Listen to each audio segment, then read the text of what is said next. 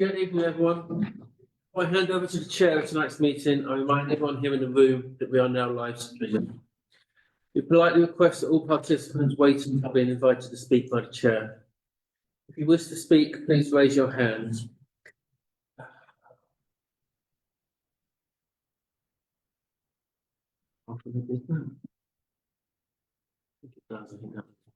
I'll start again, just going to say so.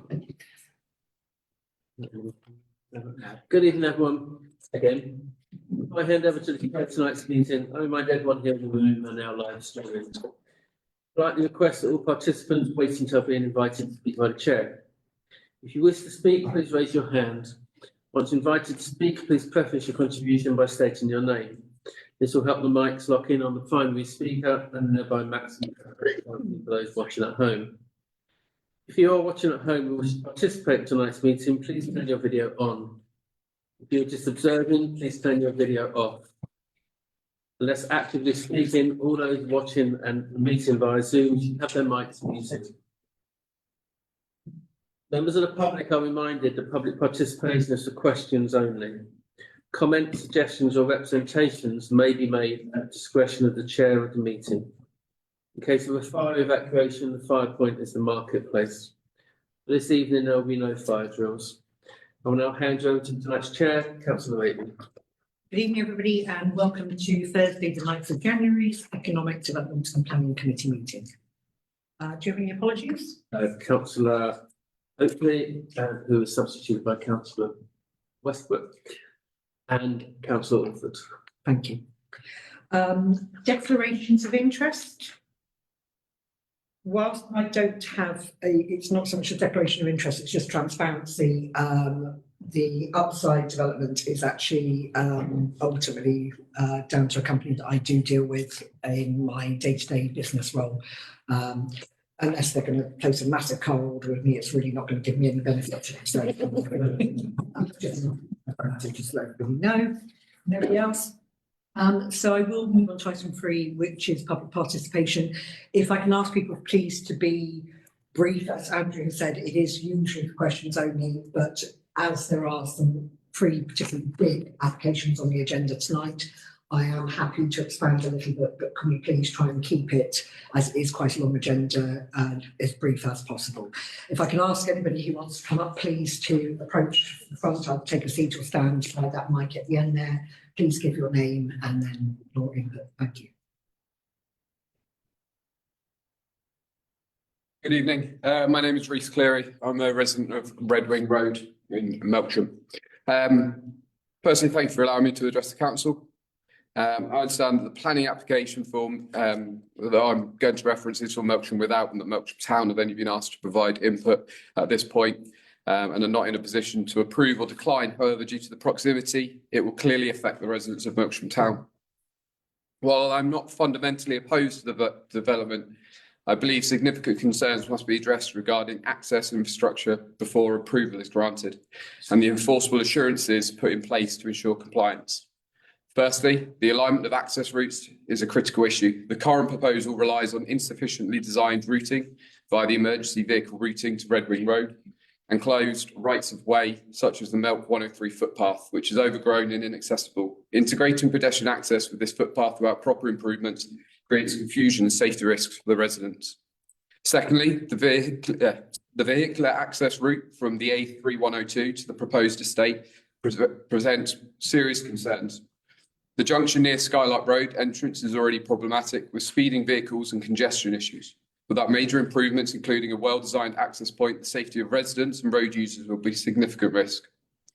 To ensure safe pedestrian access, crossings must be established onto the A3102, particularly near the roundabout to link the new development to the schools and Eastern Way pedestrian and cycle routes.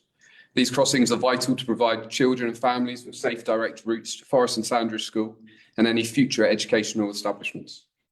Finally, the speed limits on the A3102 and Eastern Way must be reduced to 30 miles an hour to reflect the increased residential density and ensure safety of all road users. A consistent speed limit through the newly developed areas is essential to manage traffic flow and protect pedestrians. In summary, without addressing these key issues, safe access routes, improved junction design, pedestrian crossings and reduced speed limits, the development risks creating significant safety and infrastructural challenges I urge the committee to prioritise these concerns before granting their support to this application. Thank you. Richard, do you have anybody else? Participation? Yes. Good evening. I'm David Pafford, Melksham Without Parish Council, and also chair of the steering group of the neighbourhood plan. I'd like to comment on the Woodrow Road application, the suggestion for the roundabout outside the Oak School, and I'd like to comment on whatever is said about the east of Melksham Community Centre. Would you prefer me to speak at relevant times, or do you want me to launch in now? I think for flow of the meeting, I'm happy with the else in the committee is to suspend standing orders at each application. Yeah, you happy with that? Yeah. Okay. Yeah, let's do that as we get through each application. Or suspend standing orders and let you come in. Thank you. You're here for the presentation, aren't you? Yes. Yeah, so that's going to be the next item. Have items down on the agenda. We'll get to you guys. Is there anybody else before we move on with the agenda to item 4? Excellent, thank you. Item 4 is to approve the minutes of the Economic Development and Planning Committee meeting held on Tuesday, the 10th of November. You okay with them? Thank you, Andrew. Do I have a seconder? All in favour? Thank you. Abstaining. Thank you. That's right. Excellent. So now then, gentlemen, item 5 is, so this is a presentation from David, Jonathan and Alex Handley, Stantonbury Building and Development Company. If I can just ask my fellow committee members to use this presentation and then subsequent questions to answer, because I know I've got a load of questions I have on this proposal. So if we can actually direct questions when we get to the agenda item, we've already probably covered off a lot of the queries we've got. Gentlemen, I'll hand over to you. Plans there.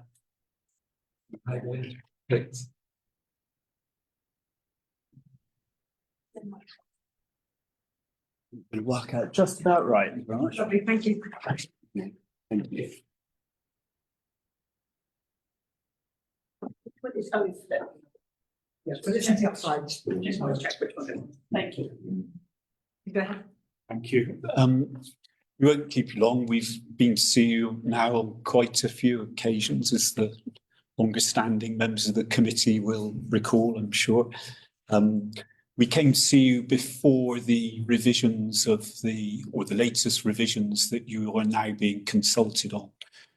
We described to you the delays that there had been in the planning application, and that was mostly around flooding and demonstrating to the Environment Agency that the scheme as designed was outside all of the planned flood levels, or it's all set at levels above the theoretical maximum flood levels. That took 2 years, and eventually the EA agreed with all of our flood modelling and levels that we'd used in the development, and they withdrew their holding objection. So from that flooding point of view, the EA have fully accepted the scheme as designed. It's a full planning application, so it's taken us a while to go through all the earlier comments and take account of as many of those as we can. And then, of course, as you change the scheme, you have to change all of the details that have been submitted to make sure that the whole application package is consistent.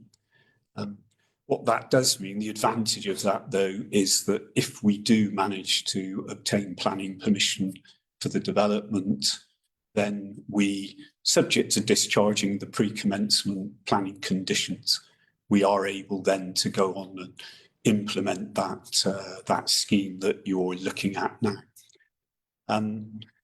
We've not changed it in any other ways. We've maintained the commitment to provide the footpath connection from Foundry Close to the railway station, which I know came from this committee at a very early stage in the consideration.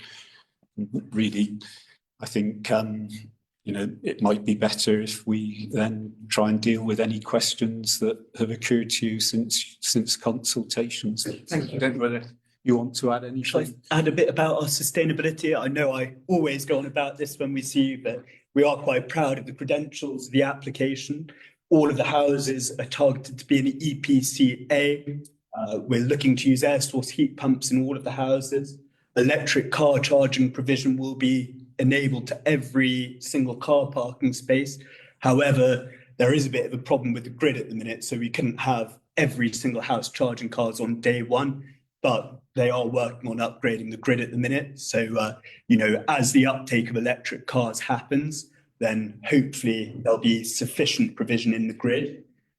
There's a huge amount of public open space. We've got a 30% watercourse biodiversity net gain, 20% wildlife biodiversity net gain, which I'm sure you'll recognise as quite unusual in a centre of town development. You were. Yeah, I was just going to add, what that means in reality. If we were to put in charging facilities for every car parking space, the grid in Melksham, the network supplying electricity to this part of, or the part of Melksham where the site is, simply couldn't cope. So what we would do is we've committed to providing a number. I can't remember the number, I'm afraid. And then we will put in the network infrastructure. That makes it very simple then to put in further actual charging arrangements as the grid is increased and as demand for it increases, as the use of electric cars increases. If you don't mind, I am going to come in. Who knows me knows that this is my area of expertise, happens to be. So I am going to slightly tear that statement up a little bit, I'm afraid. Okay. Because by the time the development is built, the infrastructure will be in place. We had the same issues when we built our new retailership up on Bower Hill, and actually the timescale for it to get sorted was actually very quick. And we are running with super rapid chargers, not 3.5 kilowatt AC chargers, which is what presumably looking 3.5 or 7. 7 3-phase. So I'm a little bit concerned that this provision has not been put on the plate straight away. I'm also concerned, particularly reading the report here from the climate team, because your parking situation and parking courtyards is not actually a particularly helpful way to about charging EV vehicles. Obviously, part of the kind of strategy at the moment is that all houses should have the provision to be able to park on a driveway and charge your vehicle from your house, so that your electricity is at a cheaper price because you can sign up to no EV tariffs for overnight charging. Parking courtyards don't allow it. Okay, so they will be potentially being charged a higher pence per kilowatt hour than somebody who is charging directly from their house. So I am really very concerned over the parking courtyard thing. And it's a big one that the climate team have come up with as well. And I've not seen any answers yet to how they combat that. Just to be clear, each individual parking space is allocated to a private resident and supplied by their private electric supply. Right, okay. So the physical infrastructure is there, and say 30 of the 112 plots have cars, they can put their electric charging in immediately. All of the wires there, it's in the consumer unit ready to go. It's just at the minute Western Power cannot give us. I think it was a phase balance issue. If everyone had electric car charging until they've upgraded a substation, which is planned, we don't have a date for it yet, but all 112 houses on. The substation is the same thing we have. Well, yeah, so it is planned, it is just not got a date yet. So are you saying that you're not actually fitting the actual units yourselves? Because obviously part of the National Planning Framework Policy is that all houses from July 2022, new builds should have EV charging infrastructure. The infrastructure is there, yes. So that it's going to be up to the homeowner to fit their own charging points? The device, yes. Just make sure. I think there may be, you might have a little doubt. Each of the allocated car parking spaces actually is part of the demise. It's owned by the house. I'm fully aware of what that Yes. does. Good. I just say, I'm reading this climate report where, you know, it is very, very clear they have some quite big issues. It says here the parking solutions here need to be fundamentally reviewed and aim to achieve an EV charger to every home from their domestic meter supply. And obviously the problem is at the moment for us, and it's going to be safe for Wiltshire County Council, that's, you haven't stated that clearly enough, I don't think, in your planning application, because We'll clarify. was Clarify. produced a few days ago, so obviously Yeah. I would urge you to clarify that, because I think that could be Yeah. potentially a stumbling block for you. My other areas of concern were around highways. Because obviously at the moment, they're saying that they could not support this application on a number of factors, so swept paths, visibility displays, issues over plots, ones and freeze access serving points. There's a whole cycle links, there's a whole ream of stuff the highways have come back with. And obviously at the moment, unless highways really, can have these satisfied, personally for me, I'm massively in favour of that site being developed, hugely, easily done. But there are an awful lot of red flags for me on here, particularly say from highways or from Pilot. Just on those highway points, it's a little unfortunate, but when we were getting the revisions to the application ready after we'd managed to obtain the EA support, our highway engineers actually went through all of the earlier comments that highways had made, covering all those points that they've now commented on again. And there was an agreement between our highway engineers and Wiltshire Council's highway engineers. What was agreed went back in. Unfortunately, the highway engineer that had handled the discussions with the agreement with our engineers either wasn't available or is left, or another engineer picked it up and simply went through the earlier comments and highlighted any differences. But it does say here that matters covered within the updated TTN. They've said there's lots of stuff you have done. yeah, exactly. There are aspects which they. What was it? Just to be a little clearer on that, the solution that we proposed was agreed with Wiltshire Highways, particularly the tracking of that lorry. They wanted the curbs to be pulled out to create a slower design speed, and they were happy with the lorry tracking onto the far side of the road to create a slower access. We can easily increase the radius of those curbs, but the previous highway engineer was concerned about cars driving into the estate too quickly and would rather have cars driving in slower and a lorry having to leave more carefully. However, our highways engineers are in discussions with the new engineer at the council, and of course that will all be addressed as part of the application. My last one I've noted is the orientation of development. It's obviously part of Wiltshire's design guide does state that development should be planned with a south-facing orientation. Actually was quite a shock to us. If we orientated all of those houses through 90 degrees, we could never pass Part O, the new part of the building regs. They'd simply overheat. The houses have been orientated to create winter heating but be shaded in summer. If you orientated every house south, you get summer sun in and you just simply can't keep them cool. So the orientation, there will be a statement going back to address this issue. As soon as the house is south orientated with the main glazing, the overheating issues become difficult. Isn't that one of the things they say about having some sort of shading element in terms of planting, the way the house is built? There are other ways around it. It's just something it clearly says here. That you've done this for the middle of the site, but not for the whole development. It's the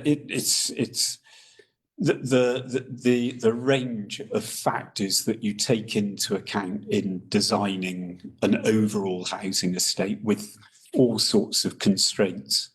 It does mean that you can always locate a house, south facing, and at the same time deal with all the building requirements around overheating. So you know, and further, you know, the application's been in an awful long time. You know, those comments came out on this latest revision were completely new to us. You know, but you know, I think for me the important factors are, you know, we are designing that whole estate to be zero carbon in use. You know, there will be no fossil fuels in. We use air source heat pumps. You know, we use a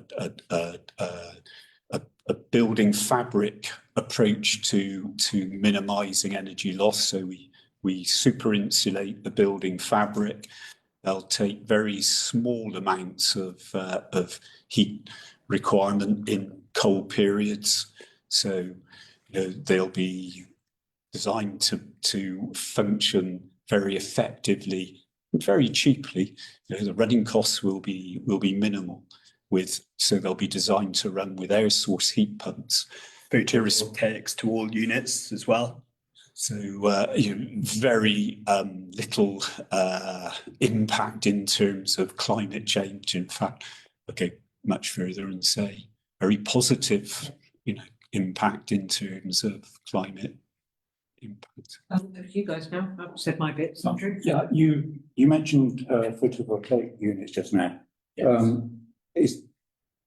I just counted up, and on this plan, we've got 44 of the properties out of the 112, so 40% have south-facing roofs, but the others are facing east-west. So will PV be effective at those sort of levels? Yeah, you can put them on both sides. So actually, yeah. My other question was, when you presented to us at the end of last year, there was a bit of discussion about the commercial units to the south, through the entrance. Is there any movement on the possible use of those? I think particularly for some sort of medical facility that we desperately need on this north side of the town. As we said last time, we did in the past try bringing doctor's surgery to the site, and we're still very open to that. Be very pleased to talk to doctor's surgery or medical practice if they've an interest, if there is a need and an interest. Use. Yeah. Pleased to. Yes, yes, I think recalling back before, we had concerns at the site entrance in terms of crossings over the road, in terms of accessing the public transport at the far side of the road. Have there been any changes on those to address those concerns? We did ask our highway engineers to consider that with those updates. I think it was about junction spacing and crossings and. Well, it's the fact you've got effectively the brow of a hill up at the top, Yes. over the bridge. Yes. A relatively fast road, and the main bus stop, if you want to restrict people to use the buses heading for Bath, Yes. indeed coming into there from the town, Yes. across the road on the opposite side, without anything of a pedestrian crossing or anything. Yeah. I can't remember. Chase Hydrock, Yeah, we'll they check. did look We did into it. ask them to look at putting one. Okay, but asking is not the same as actually having a change. Absolutely, but we can only do it, of course, if it doesn't generate a highway problem. Yeah. Yes. Yeah, which I should have remembered to ask them why, but we'll find out for you. We'll find out. I mean, like other councillors say, I would love to see that site be brought forward in a way such as this here. So, however, what we can't do is to have people being mown down as they try and cross the road to catch the bus. Agree with that. You better slow your driving down. Yeah. What's happened to Pro Alloys as well? Because there's rumours that they've now sold up to Premier Inn. Is that correct? It's quite incredible. Premier Inn did approach us, but we've hardly spoken with them, let alone talked to them about the possibility of locating on that site. So we were quite surprised to see Yeah, I was- comment as well. Yeah. Yeah. I don't know, yeah, because Yeah. Yeah. line of work was from like grounders and everything, God. Charlie? Actually, most of my questions I had like been asked or answered already. Obviously, you talked about the flooding because I know that there are a lot of residents around that area, especially with the recent storms. We have seen flooding there that we haven't seen before, and we've seen it all over the place. And obviously, you know, what I say newer developments are not so new now, but you know, obviously that has had an impact. Concerns is, I mean, as much as I'd love to see the site develop, the concerns is how much is that going to actually impact on the flooding on the main roads? So this is quite interesting, actually. For some reason, we did a public consultation again, we wrote to all the residents. I think there's been a bit of confusion around this. So at the minute, the site is effectively all hard standing. We have, I can't remember the exact litres, it's about 600 litres per second being discharged off the site. Yeah. We reduced that to about 10. So what can you so at the moment, running off quickly from the site, going quickly into to Southbrook is that volume of water off the hard area. And basically the area that we're showing housing on, not even big, that is all hard cover, mainly concrete. So that surface water comes off really quickly, hits the stream, creating flooding on Southbrook and of course on down into the Avon. So we've set all of our buildings. You know, we had a freeboard of 300 millimeters above this absolute maximum flood level. You know, it's a theoretical level in that it's something like the 1 in 1,000 year event plus 20%, 30%. And then we've given another 300 mil above that. So you know, the development itself is protected from flood water coming up and getting into it. Just to be clear, that developed area is already above the theoretical maximum flood event. So we're not creating any more volume in the floodplain. All built development is outside of that event. So what we've been able to then do by breaking up all of that hard area, this concrete that's there now, we've managed to create soft areas. There are these detention tanks, there's swales and ponds, and all of that controls the surface water coming from the development off the roofs and the roads and holds it back. It's a controlled outlet that holds it all back until flood levels have gone down, you know, in Southbrook and the Avon. So you know, I can't remember the figures either, but it's a massive decrease in the amount of surface water hitting the stream when it's in flood condition. So there is actually an improvement. Now, you're going to say to me in terms of the amount of flooding in the Avon and Southbrook, it's tiny, and it is, you know, we can't deny that, but there is that improvement as well as making sure that the new development doesn't get flooded. And the other comment that's been made a bit is about changing the culvert underneath the Bath Road. And that was what was proposed in the 2005 permission on the scheme.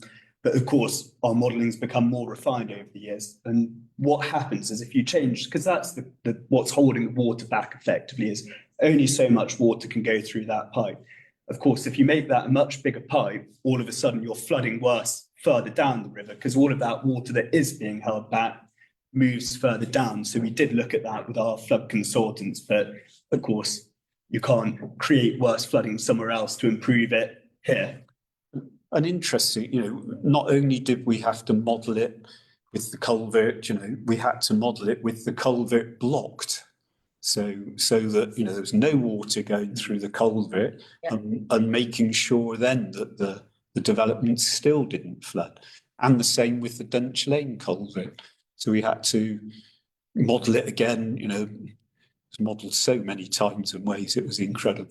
But with those culverts blocked as well, again, to make sure even then that Effectively, the road acts like a dam. So you get to a certain level of flooding and then, it pours over the road. So that line can't theoretically get higher without half of the county being underwater.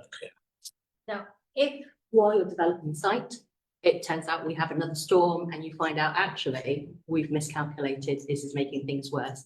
I take it we can get, you guys agree that if it is found to be worse, you will be doing whatever you can to rectify that. Of course, we wouldn't be able to discharge pre-commencement conditions around flooding if we had caused problems like that. The other benefit of the site is there'll be a management company, and that will sort of create better use. I'm well aware of management companies. Not sure I'm I also feel well the aware benefits. yeah. I'm also well aware that sometimes they do not. They do what not. They say, so, yeah. To be fair, on any of our previous developments, we've never had problems with the management companies we've worked with. We do accept there are huge problems in certain areas with management. and there will be no land charge, no payment for the Ground rent. ground rent, no ground rents at all. We never put any of those on, just any of our developments. But the point I Which can, management companies you use. Right. But with the residents, yeah, quite often residents, occasionally housing associations, but that will have commitment to that management company to carry on maintaining the brook. And, part of the issue with flooding is if that culvert gets blocked, if there's not someone there unblocking it quite quickly, it's a big problem. Yeah, we've seen it with Clackers Brook. Yeah. Where we've had awful flooding there and it's taken the management company forever to get anything done. And a lot of pushing Yeah. from residents and councillors. So, one of the things that obviously we don't want other residents to have to go through the same thing going forward. So, thank you. Excellent. Are we all done with questions, guys? Thank you. Thank you ever so If you much. see anything Thank else, you. please feel free to call or email. Yeah. no, Thank you. Thank you very much. Thank you for your time. Nice seeing you again. In that case, guys, I'm going to move on to item 6. So planning considerations. Members are to note that when responding to planning applications, consideration should be given to the Melksham Joint Neighbourhood Plan, the Wiltshire Core Strategy and the National Planning Policy Framework. So on to applications, which the first one 7.1, which is application 06221, land upside, which we have just had the presentation on for 102 dwellings. I'll open the floor to you guys. It needs, it would be lovely to see it developed. It's been stood there for so long as it is, kind of falling apart. It's been great to have the presentation tonight. I know we've had them before as well, and it's always been appreciated. I'm glad that, you've been able to come back and talk about things we spoke about in the last presentation as well. I think, we do need to consider that this is what we class as a brown site. It's not, it's not, we say, we've got brown sites that we need to develop first, before we look at green square and green space. And this is one of those. Charlie? I think we should support it. And Councillor Griffin, Councillor Ellis? Support subject purely to the highways approving the road crossings and the road stuff outside, which we've talked about, just to make sure that we're not creating an accident waiting to happen, but that's hopefully a little adjustment, if anything. I would say I'm inclined to completely agree with Graham that we should support this very much so. It is brownfield.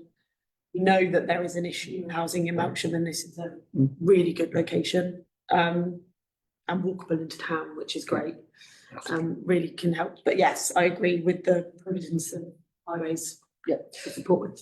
Totally agree. I mean, as my areas of concern were around the EV charging infrastructure. So as long as that is something which I know, which I'm sure we'll latch on to, and obviously the highways comments equally being very important. It's in my ward. I would like to see development within my ward, and so I again would fully support the application with those notes about highways and climate questions. So I'm happy to propose the application. Thank you, Councillor Stokes. All in favour? Thank you. Thank you, gents. You don't have to sit for any more. Thank you all very much. Not the doors, or So yeah, we're going to sit. For this, so Don't make the application so big. right, moving on. Thank you, gents. Thank Thank you. Thank you all. Evening. Moving on to 7.2, which is application 10702 for 22 Woodstock Garden. Proposed replacement of existing garage with a large garage. I believe that this was already considered and we commented on the 12th of December in support of this application. Yeah, so I can put that down as 30th. Oh, I don't know why. You it's slip not that one in again, there. Just sorry. to- Okay. Okay, we'll move on then. Interesting. They must have, I only put them on when Wiltshire Council sent the emails to me, so they must have. There's been Do some. you need updates us on to this do one. another vote just in case we haven't? Oh, I mean, if it's there, I I'll looked comment- literally I'll about comment 6 will o'clock be there. and we've got a comment on there in support of the. Oh, well, there we go. 12 December support, Yes. yeah. Excellent, let's move on then. So 7.3 then, so this is for 14 Kenilworth Gardens, proposed single-storey front and side extension. A lot of precedents that. Yeah, I was going to say the precedent's already there. It does come in front of the front line of the property, that particular property, but there are other neighbouring properties at the front line of the building, even closer to the pavement and roads. I think precedents, it's that, Yes. sort of have to go a bit on this one. Everybody happy with that? Yeah, happy with that. I mean, yes, I mean, we're technically past the respond date anyway, but I have got an extension. Which case I'll propose. Thank you, Jenny. Do you have a seconder? Thank you, Andrew. All in favour, or Graham, whoever you like, take everybody, taking turns on that one. yeah. 7.4, so planning application 10674. Okay, we got a paper. So this is for land off of Woodrow Road. Outline application with all matters reserved except for access for the development of up to 70 dwellings, open space, ecological enhancements, play space, associated infrastructure, including drainage structures, works the public highway, access, parking, services, and landscape. I think what we'll do, if we suspend standing orders, let David come in before we get stuck in. So I'm happy to propose we suspend. Can't take anybody all in favour. Thank you very much, David. Thank you, Chair. I'd just like to point out that Melksham Without Parish Council has not discussed this application yet. You've got in first, we're discussing it next week, but I think I can give you indications as to how our thinking is being formed. They state in their introduction that basically that the neighbourhood plan and the Wiltshire local plan has no weight because it was when they wrote their introduction, both those documents were at the pre-submission stage. Those documents have now been submitted. They were submitted before Christmas. Wiltshire Council is organising, we're in the middle of a period of 6-8 weeks of consultation. They run that. It'll then go forward to examination and then referendum. The same process happens with the local plan. So contrary to what the developers say, these two major plans are well advanced. The December changes to the NPPF indicated the validity of the process. We've got in before the date, the 12th of March. So everything will continue as before. Therefore, we would submit, I'm talking on behalf of the neighbourhood plan here, would submit that there is great weight behind the neighbourhood plan.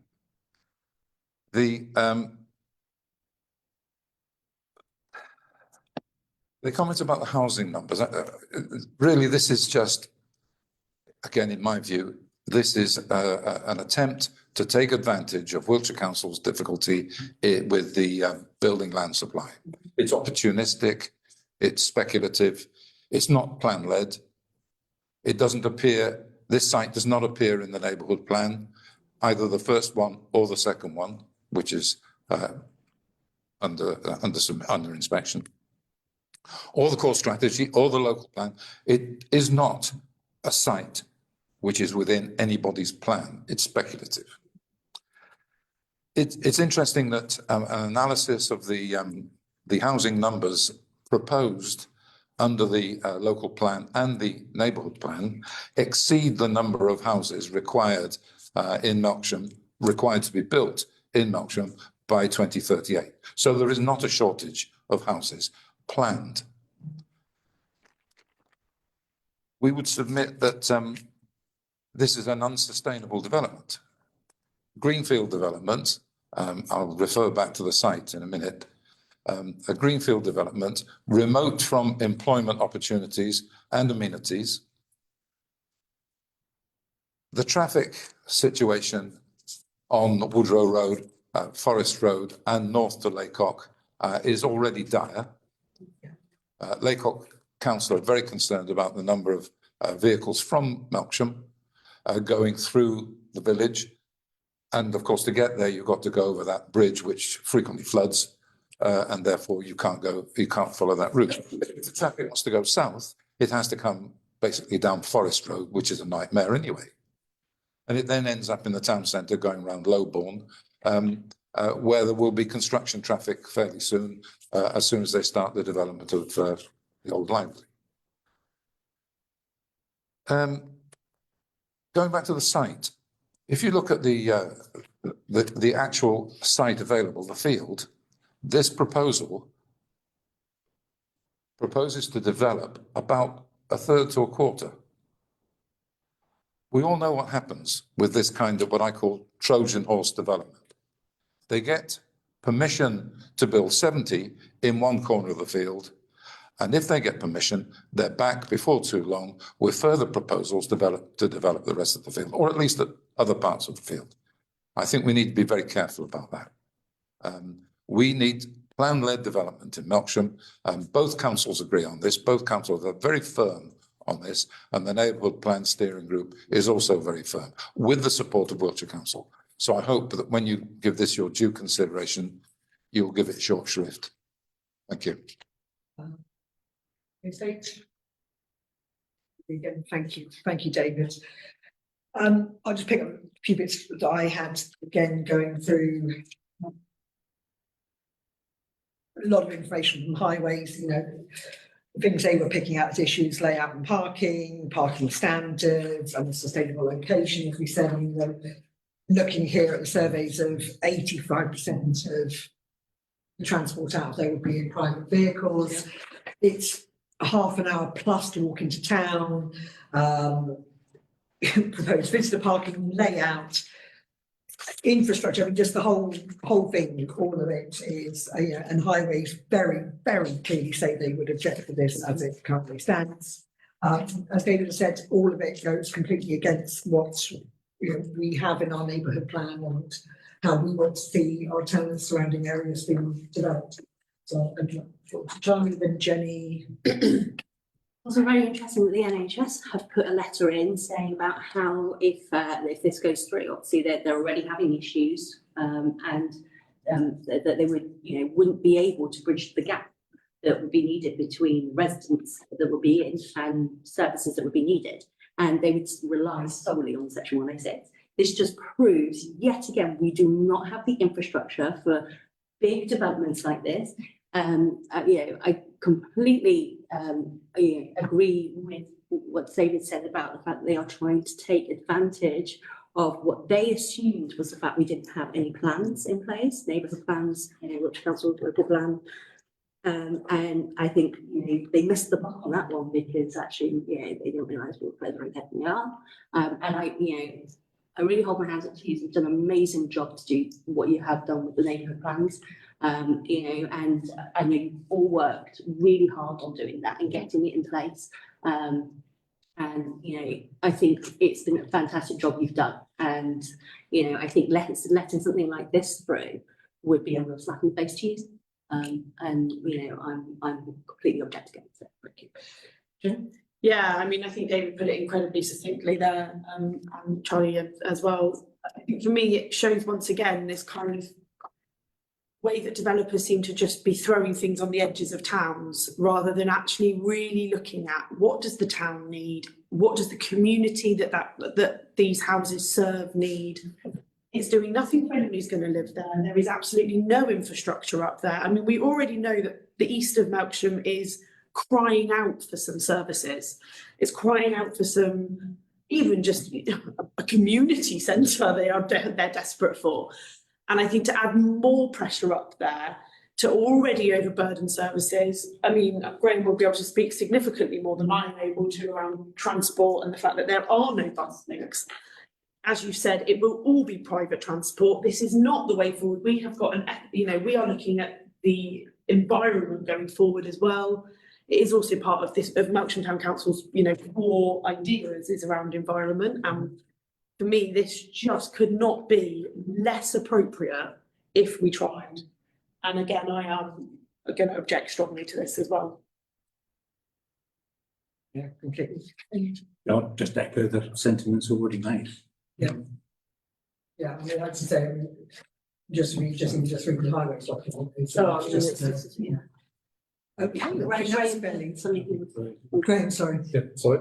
Yeah, I mean, basically, not coming with adding anything extra rather just echoing that there.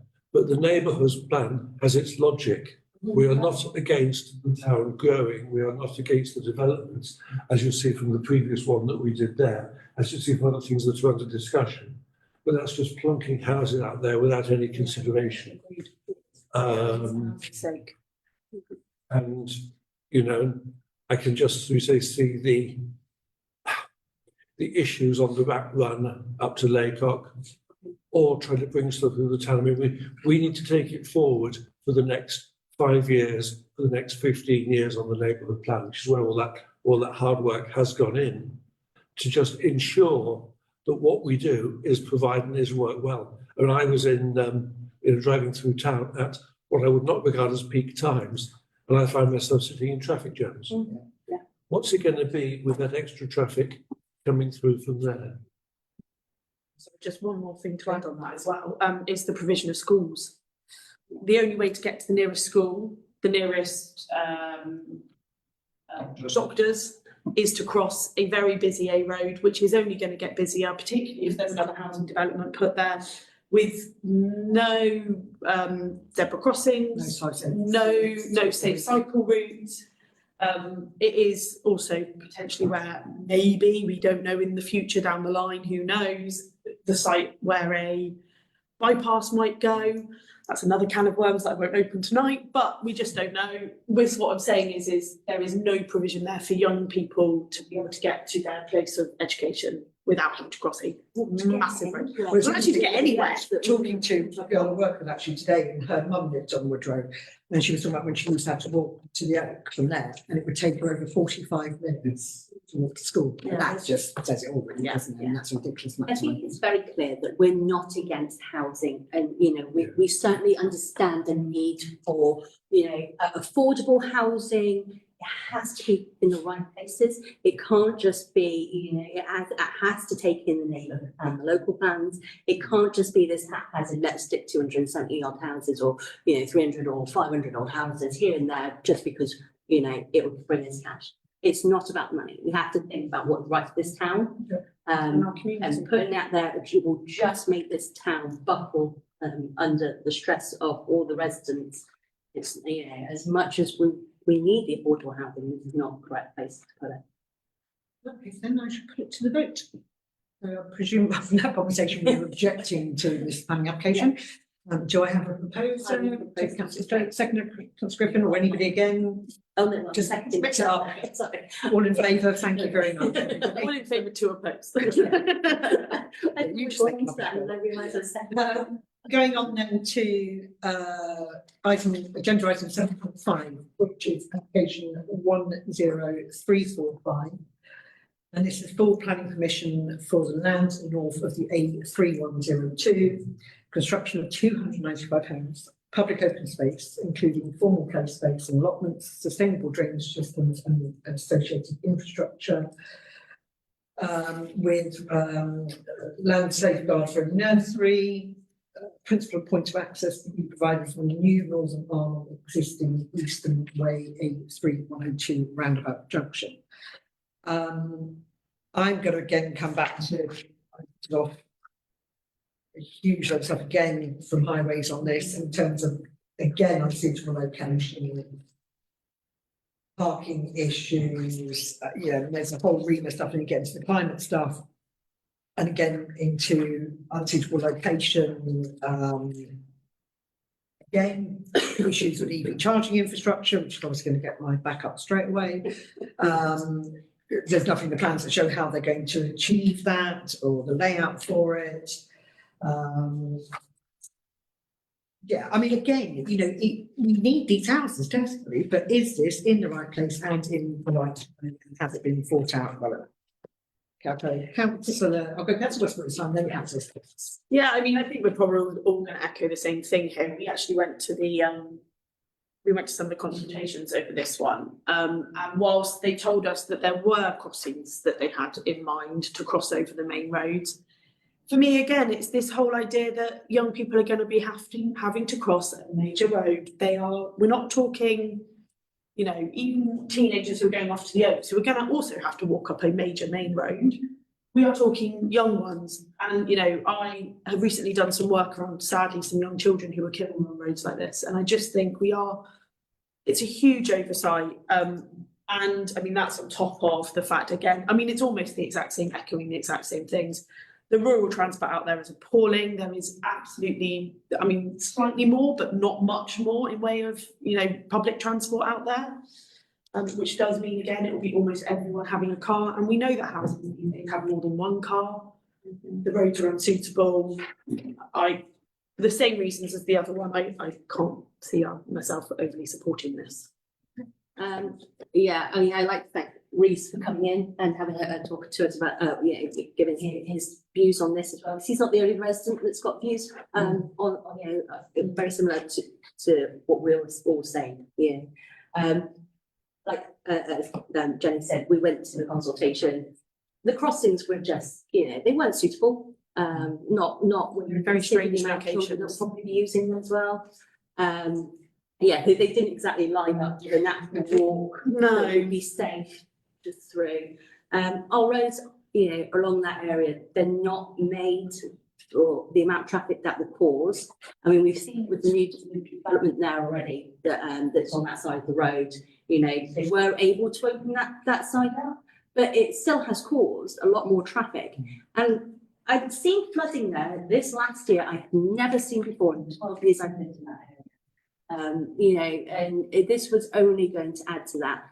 All my other comments I've got are going to be the exact same as with the previous application. They're just it feels like they're trying to take advantage of what they thought was a lack of a plan. Again, I'm not against, we do need housing, but this is not the right development for that housing. It's not in the right place. No infrastructure. NHS is already crumbling. They've admitted it. I'm not going to be. Yes, I'm going to come in on a very slightly different tack to that one, actually.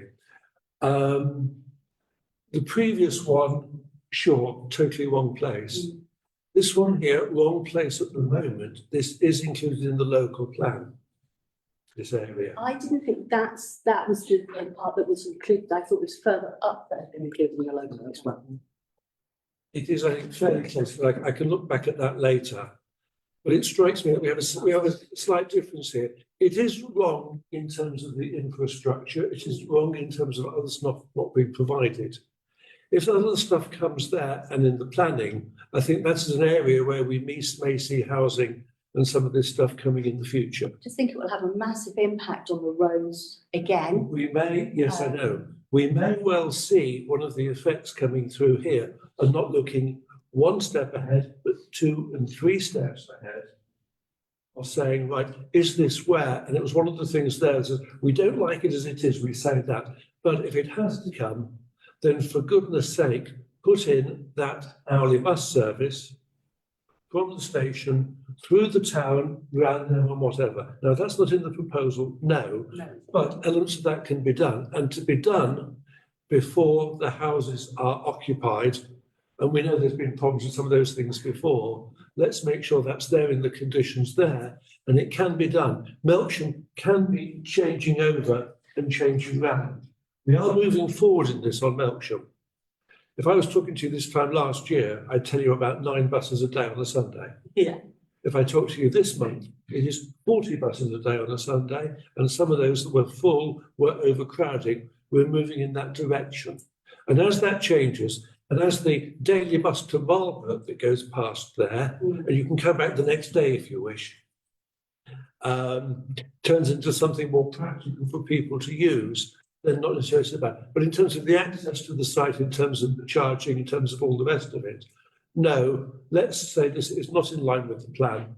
Bring it back in line with the plan as the plans develop, and do that for that. And I would be, if I'm still on the council, rather more sympathetic to that one than I would be at Woodrow. Yeah. But at the moment, it's a reject from me. If they came back and as you just said, with a new proposal that actually looked at everything we had spoken about, it would be worth a look. Well, I think from doing some very in-depth reading on the highways report today, a lot of these things are exactly what highways has said. And you would hope that the developer would take on board. Well, quite frankly, I mean, highways already said they're going to object to it anyway, so unless they make these changes. So I do agree with Graham that actually it isn't totally the wrong place for this to happen if the other bits of infrastructure can be put in. And if you do you want to come in, then I'm going to suspend standing orders. Yeah, I was just going to say, really following on from what Graham was saying, I was looking earlier on, I was looking at the application in detail, and I've got Google Maps in front of me at the moment. And realistically, if we are going to expand Melksham in the next 5, 10, 15 years, out in that section north and around the A3102 is one of the few places that remain as a possibility to us. But I think at the moment, until we've got our existing infrastructure able to cope with our existing resident capacity, to try and put another 300 houses into that position is going to be untenable.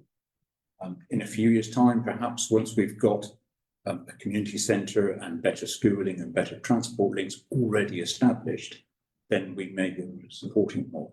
I think we also have to bear in mind that we've only just a month or 2 ago had the Eastern bypass, or the Eastern Way finally opened after horrendous delays caused partly by other bodies, but also to a large extent by this particular developer.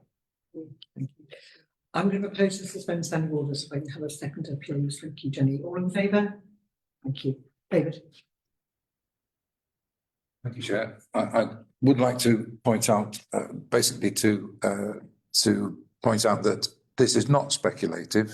This is not opportunistic. This is a strategic site identified by Wiltshire Council in the local plan. That was my mistake then, sorry, I must have. I understand. I didn't believe, I thought it was further up. I understand. It's very difficult to keep track of all these things. There are a couple of pages in the plan. You've got your official recommendations in the neighbourhood plan, official recommendations in the local plan, and you've got all these speculative ones whizzing backwards and forwards. It's very difficult to keep track. Now, as this site was proposed by Wiltshire Council, I think there's a fair degree of certainty that Wiltshire Council will be in favour of this. They're not necessarily in favour of all the proposals in the application, and so our job is not, if I may say so, not to say we don't want it there, because that decision has already been made by Wiltshire Council. Our job is to say, well, if you're going to put it there, this is what we insist on it, on the conditions and the facilities being like. So we're going to be looking at this one next week as well, not sure about Parish Council, and I'm sure we will concentrate on where we want to see improvements to the plans that have been put forward. I would just like to say we've had a couple of pre-app meetings with the developers, and they have been very understanding and prepared to listen and prepared to change their plans. So if I may suggest, Chair, that's the way forward. Thanks. Thank you. Thank you very much. Thank you. I'd just like to clarify that perhaps my wording was wrong when I said this is the wrong site. I think I should have said it's the wrong site at the moment for the specific reasons that I gave of infrastructure. It's, you know, there are a lot in the plans that really do need to be looked at and changed. You know, I really do believe it's not going to be the right site if they don't look at safe access for kids. Because you know, even along the Eastern Way where, you know, we have crossings, you know, it is still dangerous, and that's why I put a proposal for safer crossings for children. You know, it's a far busier road, and it's far quicker speed is the limit there as well, and people come around that roundabout like maniacs. We have to look at that. Do have to look at the access, and we do have to look at the fact that, you know, obviously highways have their own issues as well. I think if we are going to go for it, there are a lot of things in the plan that I think the developers need to look at and possibly maybe we can get them to talk to us about changing or the possibility of changing. Yeah, I mean, just to some of the comments on highways in terms of the walking provision, etc. And I would hope that, you know, there's some very good tips and comments from highways on what does need to be looked at. Talking about crossings, etc. So, you know, I would hope that, as David has said, you know, we know the site has been identified. We know Wiltshire will support it, but we can only reiterate the points that we've made that we would like to see happen in terms of safe crossings, that public transport infrastructure. Interesting enough, again, don't know if you guys have read about them talking about the roundabout access, etc., and the forearms, and yeah, again, that's quite an interesting one. So yeah, a lot of there's some very good things in this report, and you would hope that the developer will be pushed into that direction. That's my view on this. I do personally, if those changes can be made, I do support this application because it is 295 homes which are desperately needed, but they need to be built in the right way with the right infrastructure and with the right support. Again, over to you guys. I agree. I don't think there's enough infrastructure up there. And I think, look, we say look ahead 5 years' time. But at the moment, Wiltshire Council are not putting the infrastructure in that is needed up there, and that's my reason. So we had public participation at the start of the meeting. We wouldn't normally. Because we've done this before, so it's completely new to us. No, that's absolutely fine. Was it a comment or a question? It's a question of clarification of the plan because. Hang on, before we start, I would need to suspend. I would not normally suspend standing orders for public participation in the middle of a meeting, but this is obviously quite an important application, so I'm happy to do so. Okay. So I'll propose. Thank you, Councillor. All in favour? Thank you. Please go ahead. Can you state your name, please? Yeah. So my name is David Walker and my wife Jessica. We live at 242 New Road, which is in the middle of this development, literally smack bang in the middle.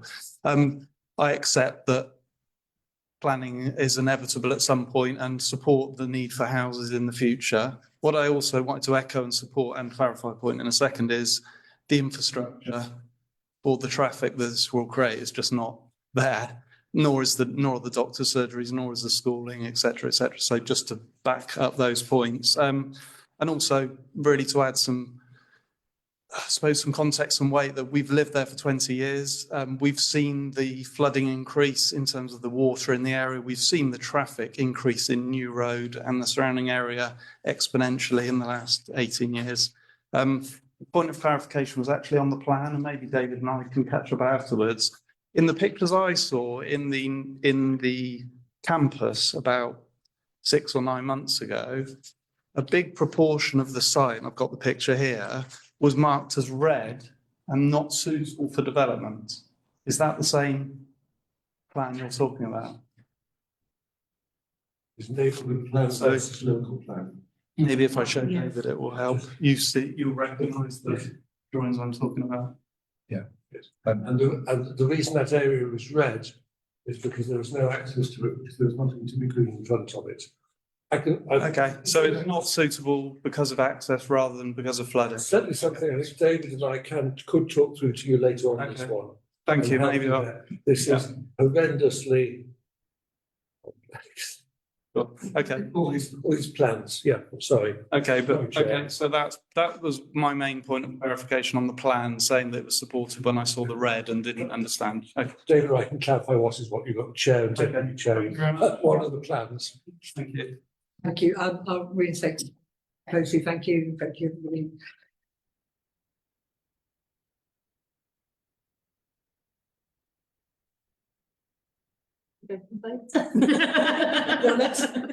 Well, if somebody want to put a proposal together, I mean, I think how you feel what we've got there in terms of our comments of, I can combine this with the recording and put them together. Well, I would propose that we object until such time as the community and infrastructure is better clarified.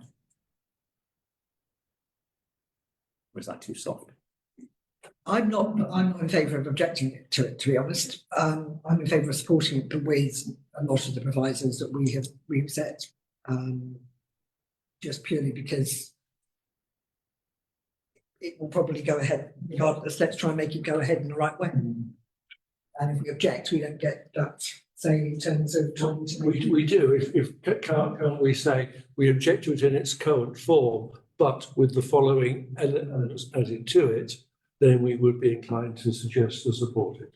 Yeah, I've seen Which I think that. is probably a better way to do that. To put it there and to relay and say we appreciate the various objections we go through, reiterate, look at some of those other objections.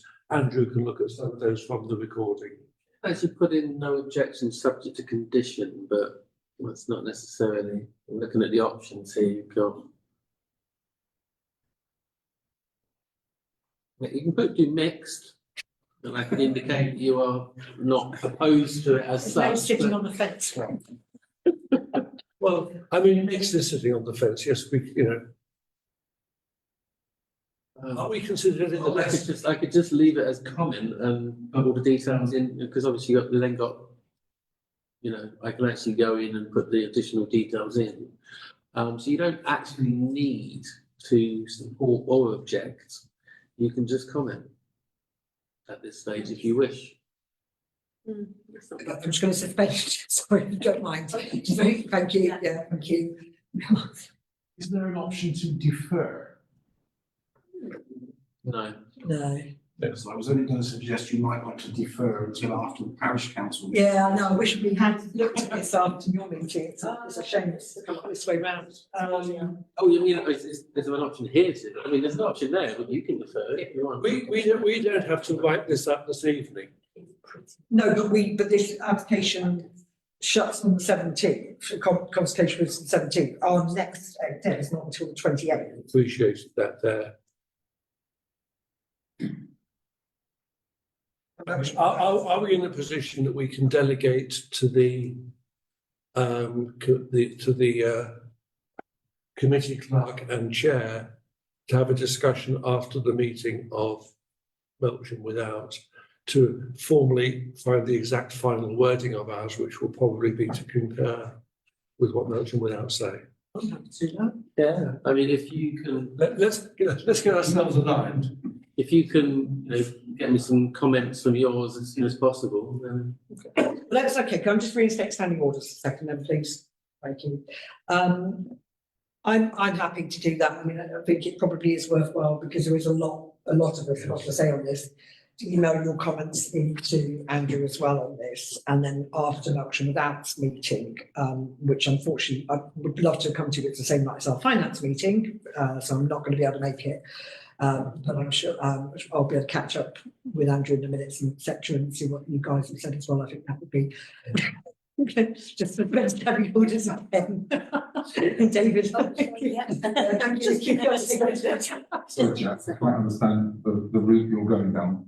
If Andrew could put a short summary about your deliberations to Teresa, Yeah. so she can present those to our meeting, then we're beginning to align our stance. Okay. That'd be very helpful. Yeah, brilliant. Reinstate. Oh, and then. I was just going to comment there that if it would be helpful to Melksham without, I am not on our finance committee, so I could possibly attend as a guest. Oh, yeah, please. Yeah. Help coordinate through the following day. Yeah, please, that'd be great. Thank you, Graham. Excellent, thank you, guys. Agenda item 7.6, which is application 11449, proposed works to trees in a conservation area, so Ebenezer Chapel, Union Street. Proposal T1 section fell Northern Cypress conifer tree. Propose it. Thank you. Seconder. Thank you, Graham. All in favour? Thank you. 7.7, which is application 11205, advertisement of consent for 84 Beanaker Road. This is for the new EV charging station that's going in round the back of Subway. Yeah. Have they submitted an application for the EV system? Yes, we put that through ages ago. Right. In which case propose. Yeah, thank you. I'll second it. All in favour? Thank you. Yeah, funny enough, Andrew, I know every single one of those.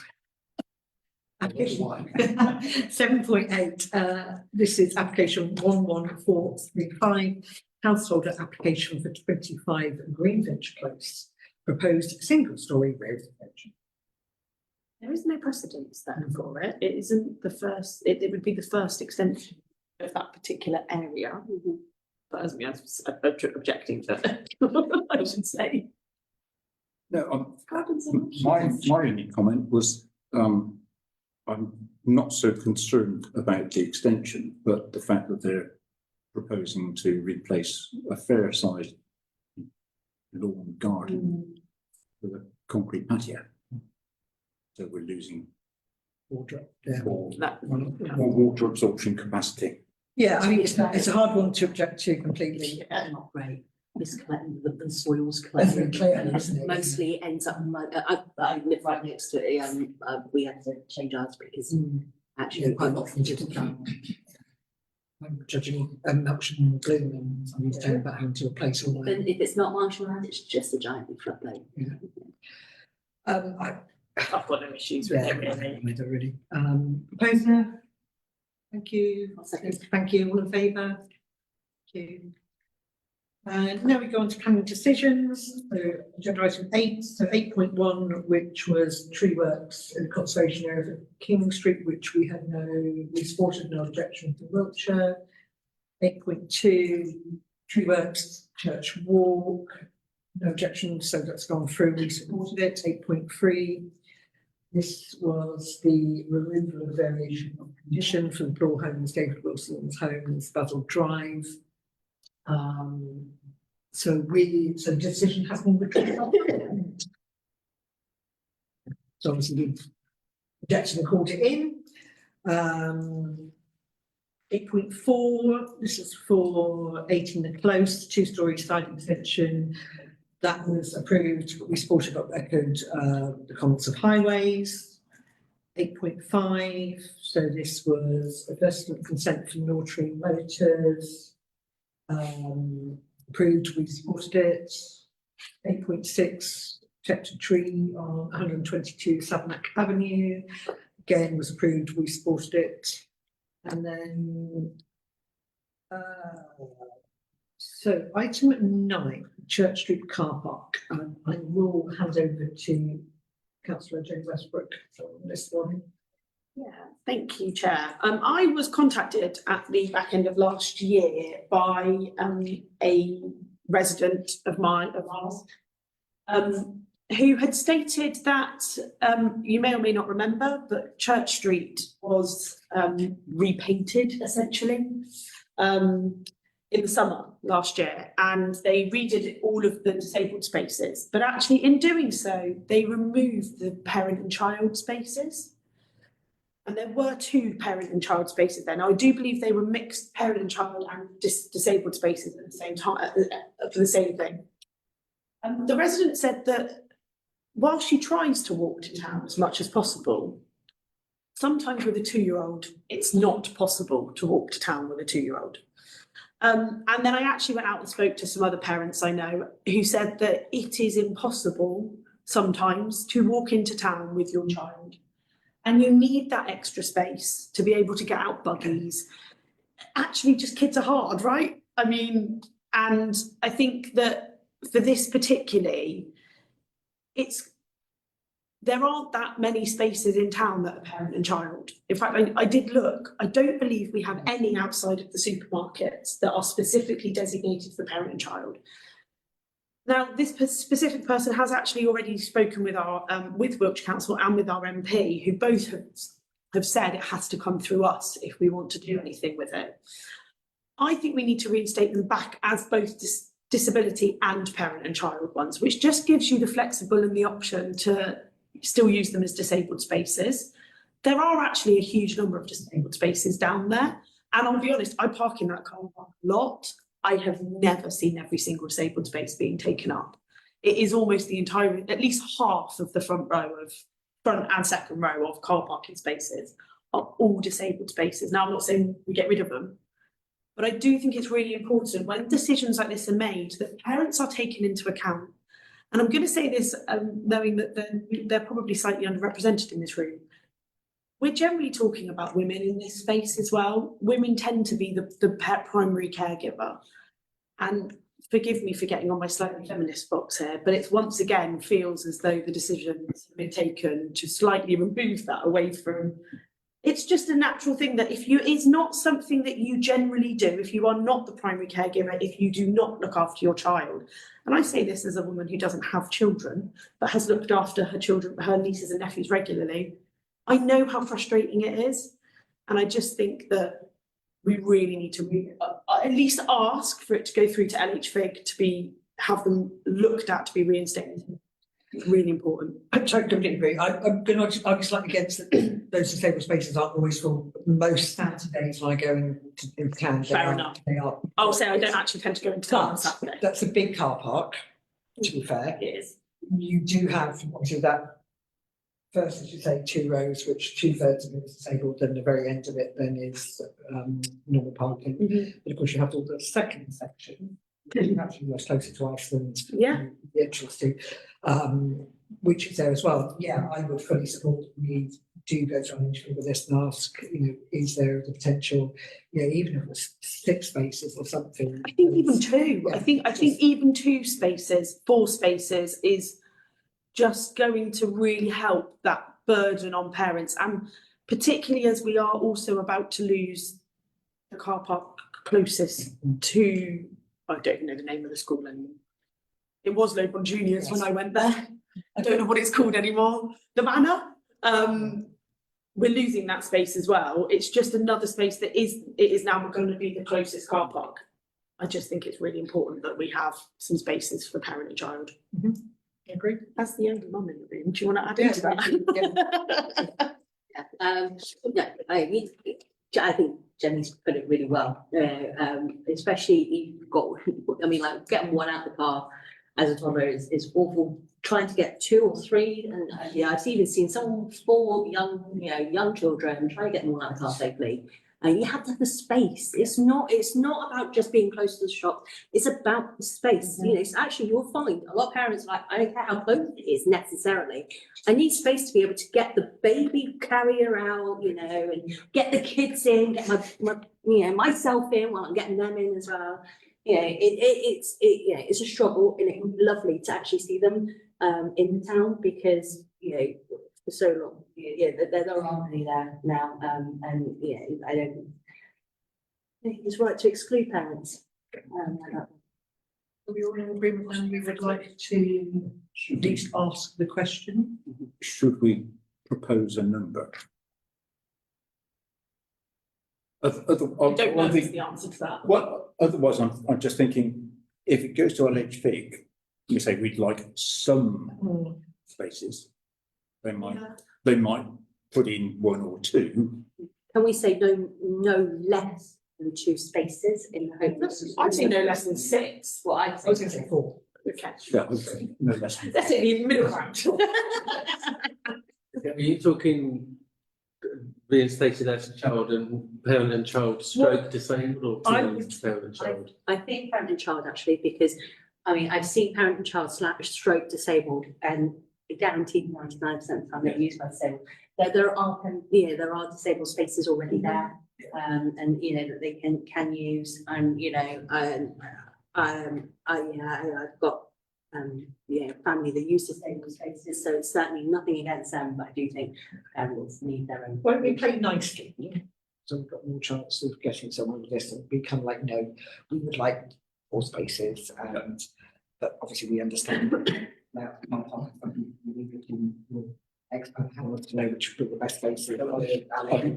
On a practical basis, I don't know about the exact dimensions, but I would guess that as the spaces are, you know, 2 and 2, if they swapped 6 existing spaces for 4 parent and child spaces, all they would have to do would be to repaint a small group of lines. Yeah, well, that's what and they job did. done.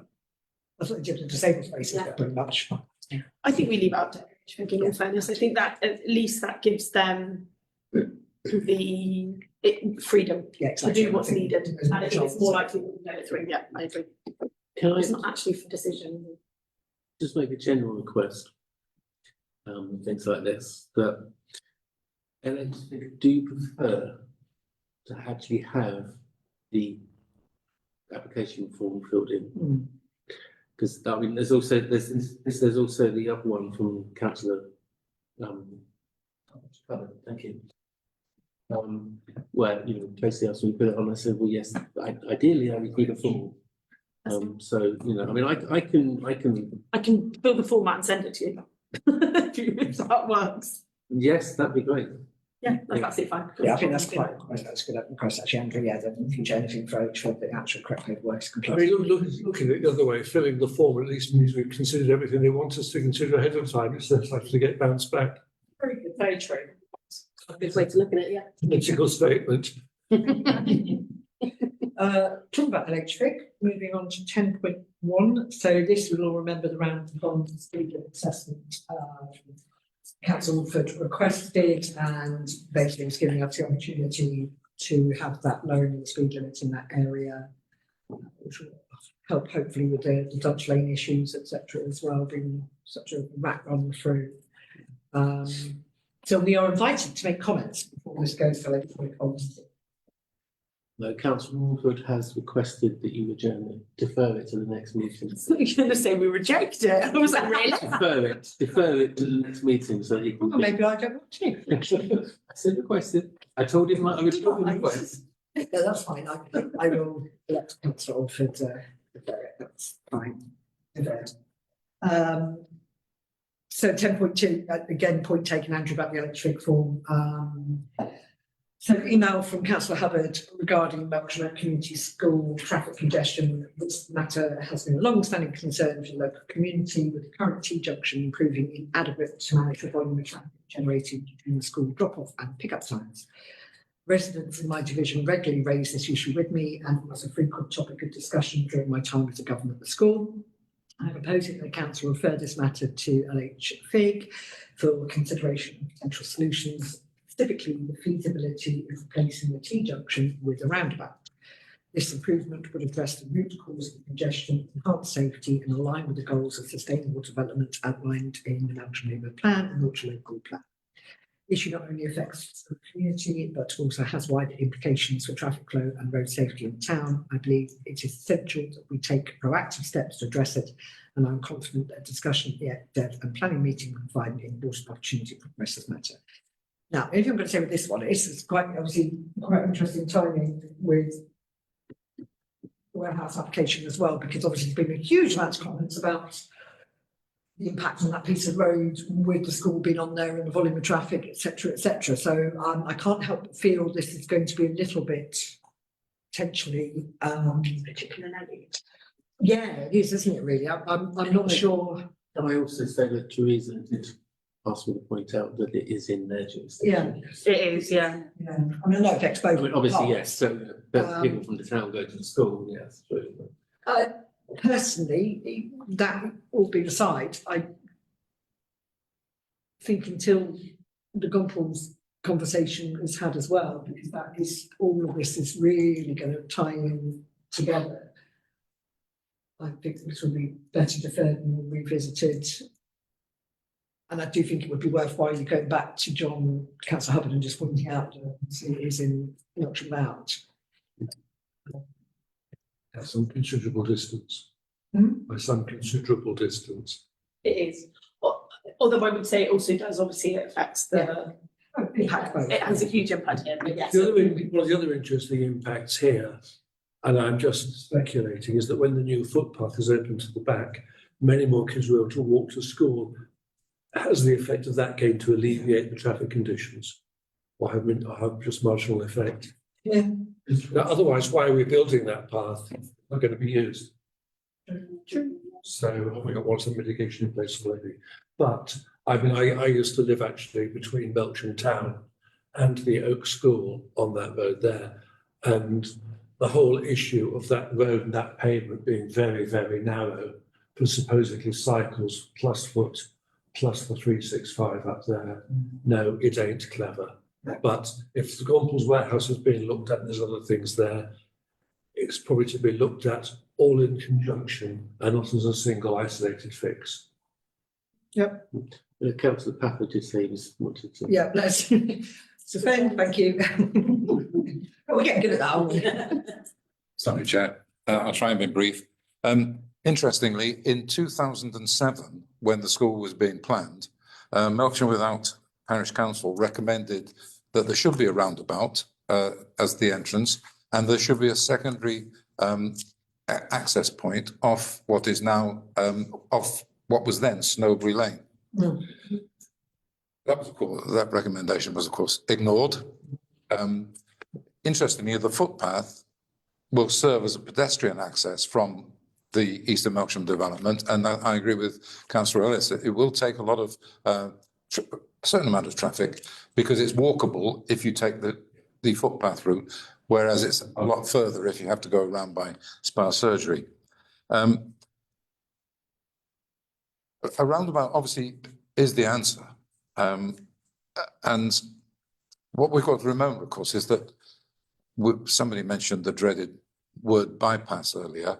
That still is unresolved, despite everybody's pressure on the government.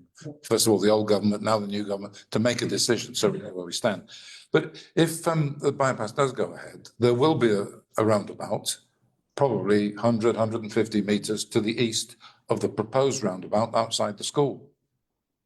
So probably the best time to take this forward is when Wiltshire Council decide to move forward on one of their other strategic sites in the local plan, which is the site allocated next to Melksham School, to the east of Melksham School, for, I can't remember, 120 houses, something like that, which will obviously require an entrance point. And the sensible solution would be to have a roundabout with a branch into the school and a branch into the new development. When that will be, we don't know. Thank you. I'll leave it at that, Chair. Thank you very much. I'll reinstate. Thank you, in favour? Okay. Okay, well, I think that's, pretty much wraps that one up, doesn't it, really? I'm pretty happy that we've parked that at the moment. Thank you. Item 11, so neighbourhood plan to note, Reg 6 consultation continues until the 22nd of January. We do have some other information on this, which I think, Exciting. David, you'll look at this email. Did you get it? I have as well. You say Do you want to talk in on terms of this email, is it what email you're referring to as well? The examiner. I mean, basically, it is in here with the examiner. The neighbourhood plan steering group is looking to meet about a week after that. They're talking about having a good examiner in place, and so it goes forward. You can't talk, David. Can you not? Yes, if I got that right. Thank you very much. Yeah, I mean that's going forward, and certainly some of the stuff we've seen tonight has proved here how, in the discussions, the neighbourhood plan becomes important for the future of the town. Thank you, Councillor. Item 12, East of Melksham Community Centre update. Okay, I haven't got one. Okay. I left it in case there was anything, but I think you emailed Tracy, didn't you? I did. So yeah, she then contacted me. I have been trying for months to actually find out whether that, you probably remember when they came to do their presentation, they said about gifting that part of the land to us.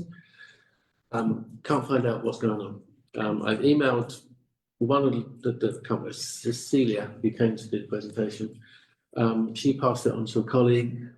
He came back to me in October and said, oh, yes, not sure, I'll look into it. And I've not heard anything else. The only other thing that's the solicitors that Tracy instructed, they were after the address. And obviously it doesn't actually have an address No. because it's just a piece of scrubland. But I sent them a map of the area with a little, this is it. And she said, okay, I'll see what I can do, but I haven't had anything back yet. So I have chased the developers and said, what's happening? Has this? I know that I think they have put their planning application in for the houses. I think I've seen that, but obviously I've only sort of had that today, so I haven't had anything back. But Keep chasing, we please. will keep chasing, yes. Thank you very much. Item 13, parish steward job. Suspend. Honestly, I've never suspended standing order so much in one bloody meeting. Sorry, Chair, I did indicate at the beginning that I wanted to comment on this. We were under the impression, Melksham Without Parish Council, were under the impression that we were already into the 3-year period within which the money allocated for a community centre had to be built.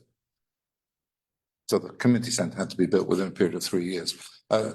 Teresa's discovered that nobody is able to give her a definitive answer as to when that 3-year period kicks in.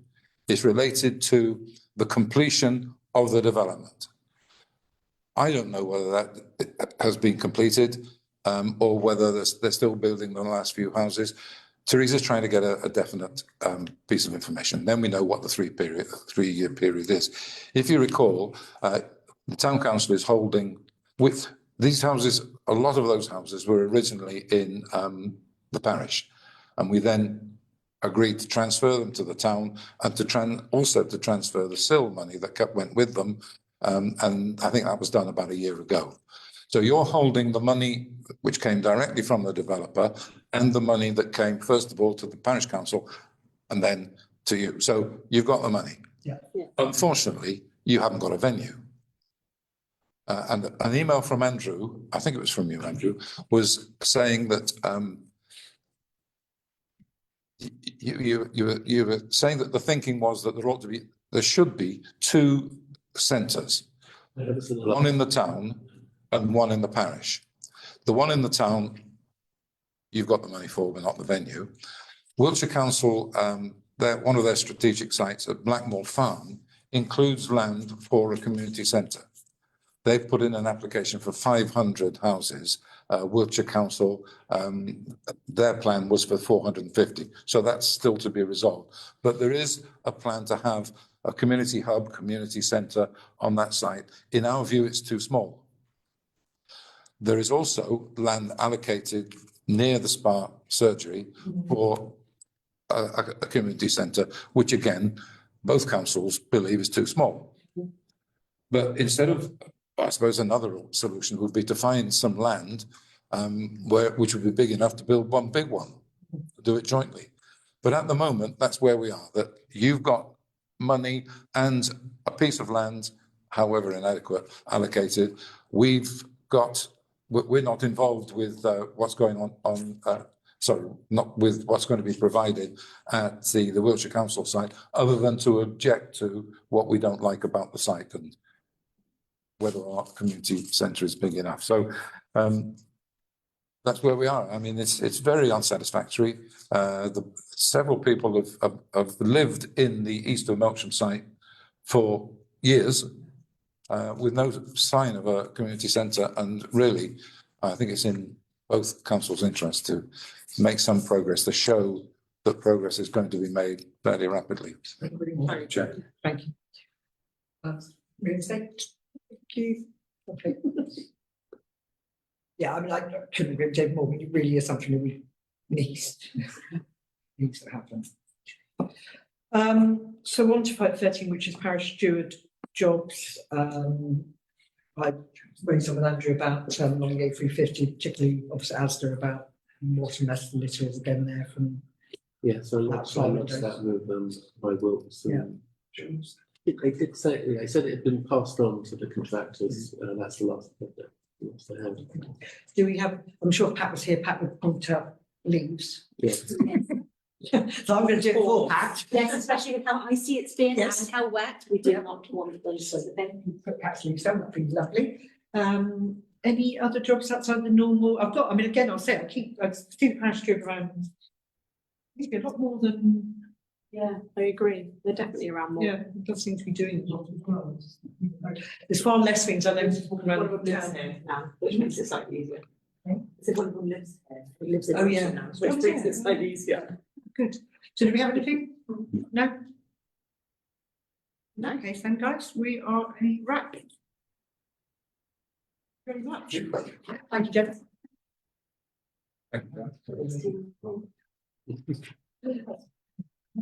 Yeah, meeting.